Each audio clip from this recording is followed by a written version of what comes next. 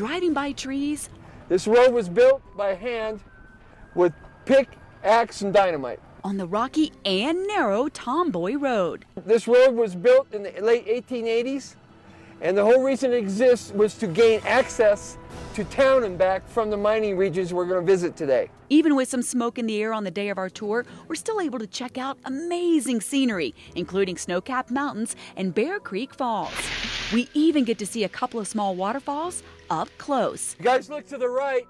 You see that sandstone dome over there? It's called Beehive Dome. Y'all having fun? We are having a great time. But it does get windy and cooler as we drive higher. We're going to stop here and get off the truck. Yep.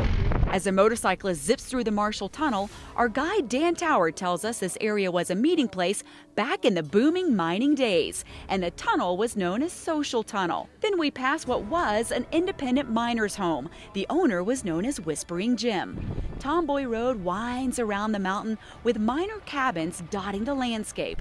We get out of the Jeep at Smuggler Mine. Copper, some silver, some lead, and gold in it. Feel how heavy that is. That's called high grade.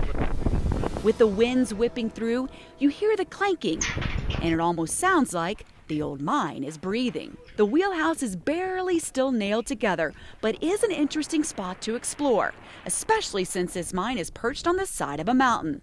The Bullion Tunnel, $750,000 worth of gold, silver, and copper came out of that one tunnel. And that's one of the ore veins of this once high-producing mine.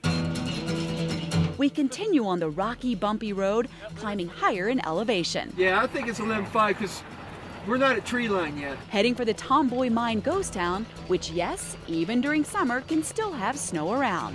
With the gusty winds, we catch a dust devil. As we drive into the ghost town, it's chilly, so the jacket comes in handy. As we check out the area that was once home to 2,500 folks back in its heyday. We jeep back down into Telluride, then make our way over to Bridal Veil Falls and stop at the base of the falls for an up-close look.